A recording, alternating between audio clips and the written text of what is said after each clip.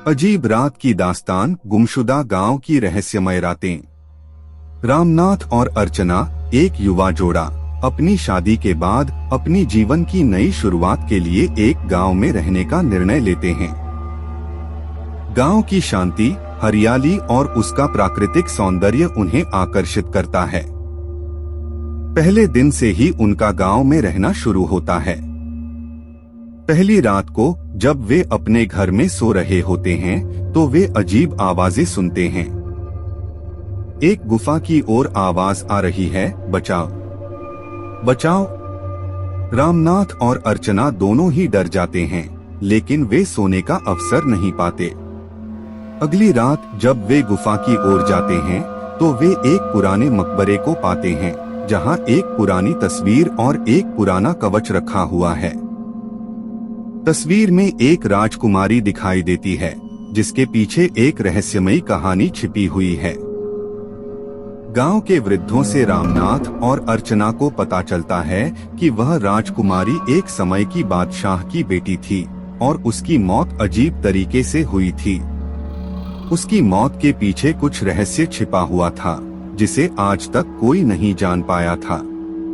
रामनाथ और अर्चना को यह बात समझ नहीं आती कि वह आवाजें क्या हैं और वह राजकुमारी कौन थी और उसकी मौत का कारण क्या था।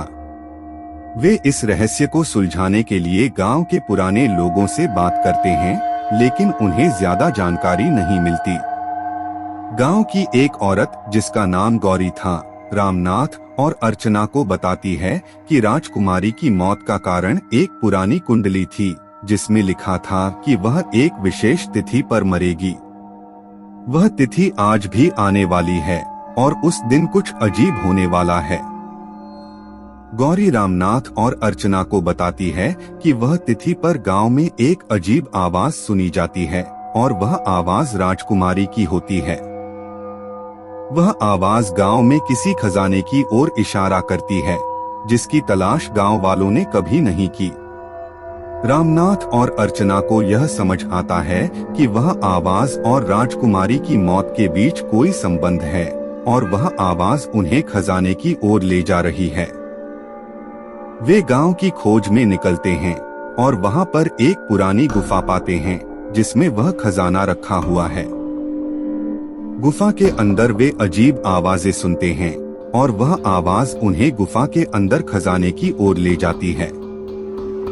जब वे गुफा के अंदर जाते हैं तो वे एक पुराना सिंगारी और एक अजीब ताला पाते हैं। ताले को खोलने पर वे एक बड़ा खजाना पाते हैं, जिसमें रत्न और सोने के सिक्के रखे हुए हैं।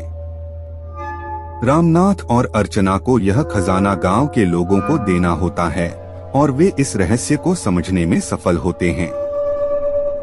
गांव की शांति वापस आती है और रामनाथ और अर्चना का जीवन फिर से सामान्य होता है, लेकिन उनके दिल में वह गुफा और राजकुमारी की कहानी हमेशा के लिए बसी रहती है।